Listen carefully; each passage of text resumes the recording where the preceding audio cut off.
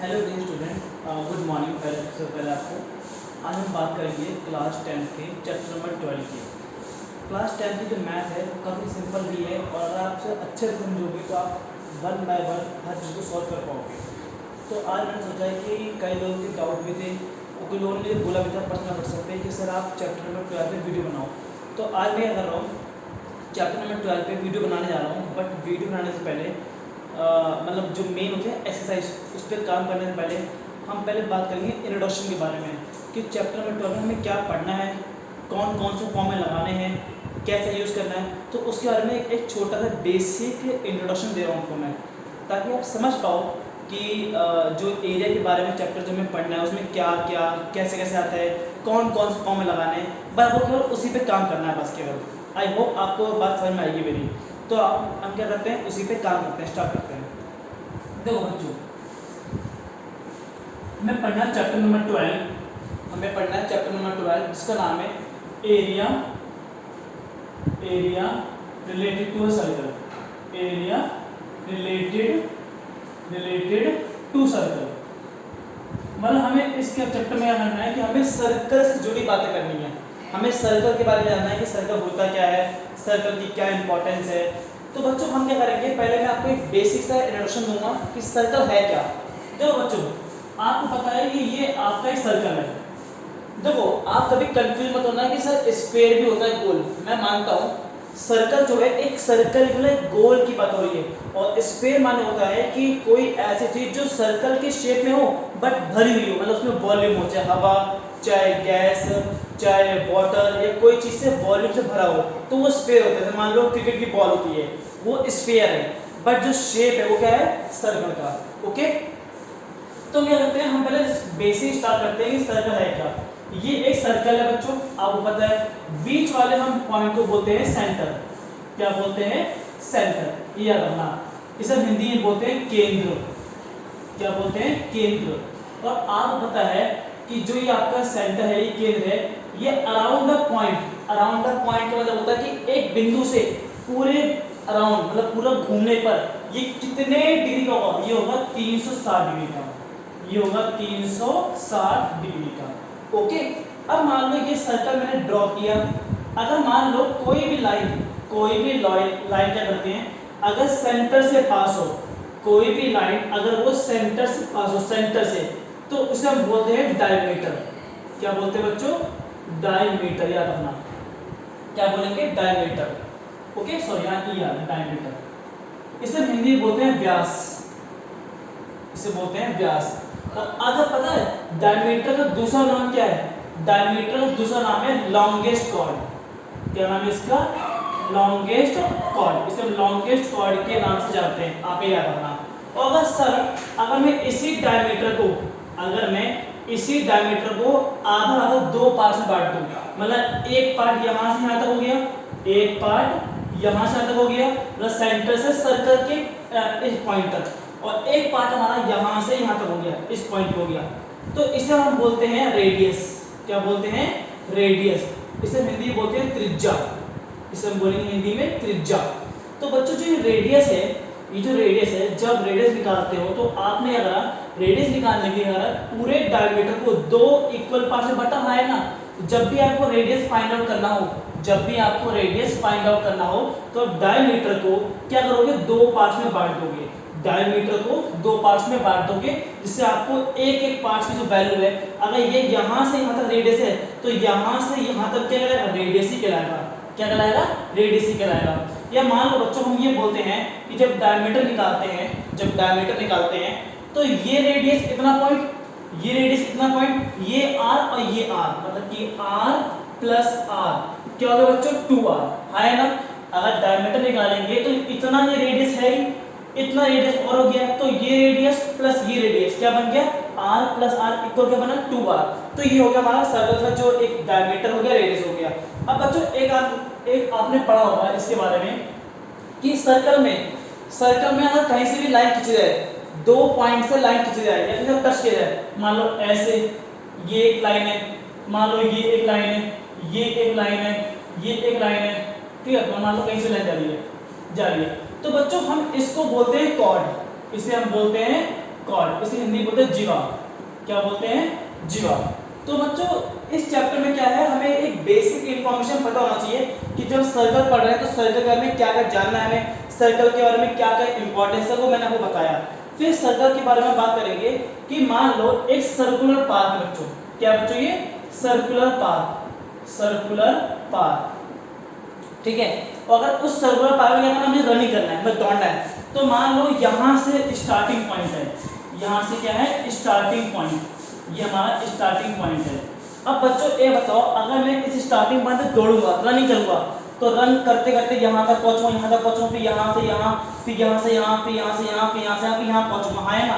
तो इस तरह से मैंने एक सर्कुलर पार्क एक राउंड कंप्लीट कर लिया, बाय वॉकिंग मान लो, बाय रनिंग मान लो। तो बच्चों अगर मैं ये पूछूँ, इससे दो क्वेश्चन पूछेगा।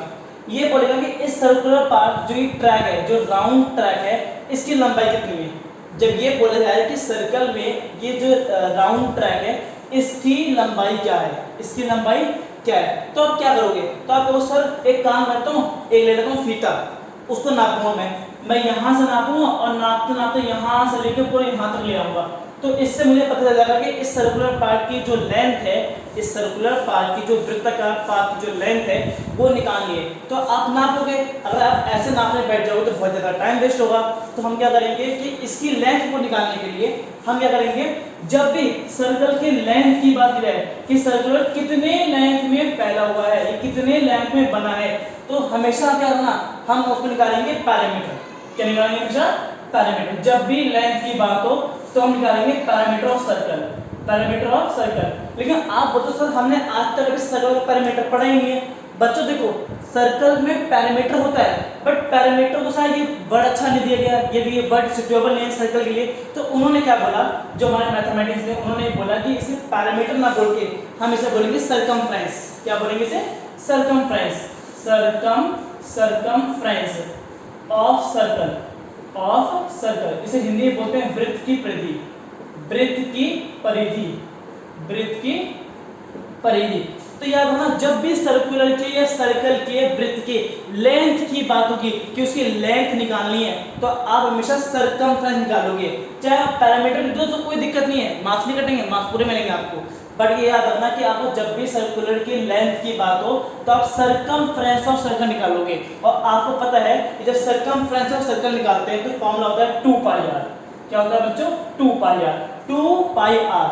अब बच्चों याद रखना, चलो इतना समझ में आ गया आपको कि जब लेंथ की बात होगी तो आपको सरकमफ्रेंस निकालना है। अब बच्चों देखो 2 समझ में आ रहा है कि 2 एक वैल्यू है, पाई भी एक वैल्यू है और आर एक रेडियस है, जो मैंने आपको पढ़ाया आर एक रेडियस है। बच्चों जो ये देखो 2 एक नंबर है, पाई एक डिजिट है और आर भी एक डिजिट वाला रेडियस हमारा। बच्चों यहाँ पे इन तीनों के बीच में ना प्लस है ना माइनस, इन तीनों बीच में ना प्लस है ना माइनस, तो आप क्या मानोगे इसको? इनटू मानोगे कि 2, अगर हम ब्रेक करेंगे, इसे खोलेंगे तो हम लिखेंगे 2 इंटू पाई इंटू आर, लिखेंगे, हाँ है ना। अब बच्चों याद रखना, चलो आपको क्वेश्चन में रेडियस दिया होगा, अगर क्वेश्चन में रेडियस नहीं दिया हुआ है तो डायमीटर दिया होगा, और आपको पता है कि जब डायमीटर पता है तो आप उसे 2 से डिवाइड करोगे तो आपको रेडियस की वैल्यू पता चल जाएगी। लेकिन बच्चों आपको पता है पाई की 2 वैल्यू है, पाई की 2 वैल्यू है। अगर क्वेश्चन साइलेंट है, अगर क्वेश्चन में कुछ नहीं बोला पाई के बारे में कि पाई की वैल्यू ये रखो वो रखो, तो आप बिना सोचे समझे आप क्या करोगे, पाई की वैल्यू रखोगे 22/7। क्या रखोगे? 22/7। जब भी आप क्या करोगे, क्वेश्चन अगर साइलेंट है, क्वेश्चन कुछ नहीं बोल रहा, तो आप वहाँ पे पाई की वैल्यू 22/7 पुट कर दोगे, वहाँ रख दोगे आप। लेकिन अगर क्वेश्चन में दे रखा है तो वहाँ देखा होगा पाई की वैल्यू रखनी है आपको 3.14, पाई की वैल्यू रखनी है आपको 3.14। तो ये था एक बेसिक जो मैंने पढ़ा है। लेकिन बच्चों अगर ये बोल दिया है आपसे कि बच्चों ये बताओ कि ये सर्कुलर पार्क कितने एरिया में फैला हुआ है, अगर आपसे ये बोल दूं कि जो सर्कुलर पार्क है कितने एरिया में बना हुआ, कितने एरिया में, तो बच्चों जब एरिया की बात होगी तो आप क्या करोगे, ये पूरा गिनोगे, ये पूरा काउंट करोगे, हाँ ना भाई, इस पूरे एरिया का मेजरमेंट करोगे, हाँ ना, कि भाई ये पार्क कि मैं ट्रैक की तो बात कर रही हूँ, साथ में यहाँ बीच में गार्डन है, जो फ्लावर्स लगे हुए हैं, जो प्लांट्स लगे हुए हैं, इन सब का एरिया कितना है। जब एरिया की बात करोगे तो वहां पे आप एरिया ऑफ सर्कल लगाओगे। क्या लगाओगे? एरिया ऑफ सर्कल, याद रखना हमेशा, एरिया ऑफ सर्कल। तो बच्चों जब एरिया ऑफ सर्कल है बोलते हैं वृत्त का क्षेत्रफल, इसे हिंदी में बोलते हैं वृत्त का क्षेत्रफल, वृत्त का क्षेत्रफल। तो हम क्या करेंगे, जब वृत्त का क्षेत्रफल या एरिया ऑफ सर्कल लगाएंगे तो फॉर्मूला होगा पाई आर स्क्वायर। क्या होगा, पाई आर स्क्वायर। अगर इसे आप ब्रेक करोगे, इसे तोड़ोगे या खोलोगे इसे, तो होगा पाई इंटू आर, ये हो गया आपका पाई आर स्क्वायर। तो जब एरिया ऑफ सर्कल निकालना हो तो आप ये फॉर्मूला लगाओगे, जब सर्कल की लेंथ की बात की जाए तो आप सर्कमफ्रेंस सर्कल लगाओगे। फिर मैंने बताया कि ये सेंटर है, अराउंड द पॉइंट, इस पॉइंट के इस सेंटर के अगर अराउंड पूरा चक्कर लगाएंगे तो 360 डिग्री होता है। मतलब एक सर्कल को ड्रॉ करने के लिए 360 डिग्री का एंगल आपको क्रिएट करना पड़ेगा। फिर आपको बच्चों ये पता है कि अगर कोई भी लाइन पूरे सेंटर से पास हो, उसे हम डायमीटर बोलते हैं। अगर डायमीटर को दो टुकड़ों में बांट देंगे तो ये भी रेडियस, ये भी रेडियस, तो जब रेडियस निकालेंगे तो डायमीटर को दूसरे कर देंगे, डिवाइड कर देंगे। और अगर डायमीटर निकालना है तो आप क्या करोगे, r प्लस आर, मतलब 2r। तो याद रखना, आपको चेक करना, क्योंकि हर बार क्या होता है क्वेश्चन में रेडियस का ही काम ज्यादा होता है, क्योंकि आप जब सर्कमफ्रेंस निकालोगे तो रेडियस चाहिए आपको, आप एरिया निकालोगे तो क्या चाहिए, रेडियस चाहिए आपको। तो बच्चों 12.1 में अगर मैं बात करूं 12.1 के बारे में, तो 12.1 में क्या है, जितना भी इंट्रोडक्शन है, मतलब जो 12.1 में जो कंसेप्ट लगने वाला है, उसी कंसेप्ट को मैंने यहाँ पे बनाया है, उसे बताया है कि कैसे क्या क्या होता है। और अगर आपको इस चीज समझ में आ गई होगी तो आप मेरे 12.1 को बहुत अच्छे समझ पाओगे। जब मैं 12.1 आपको टीच करूंगा तो आप समझ जाओगे कि 12.1 में शायद यही कंसेप्ट लगे नहीं लगे। बच्चों अब ये जो वीडियो है इतना ही मैंने बताया है।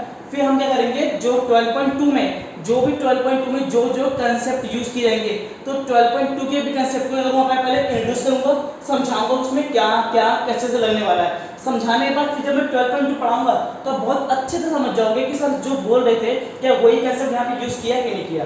तो मैंने आज 12.1 का जो इंट्रोडक्शन था, चैप्टर 12 का जो इंट्रोडक्शन था, थोड़ा बहुत जो बेसिक था, वो मैंने आपको बताया। आई होप आपको ये वीडियो अच्छी लगी होगी। अगर वीडियो अच्छी लगी तो प्लीज लाइक करें, कमेंट करें, शेयर करें। Thank you.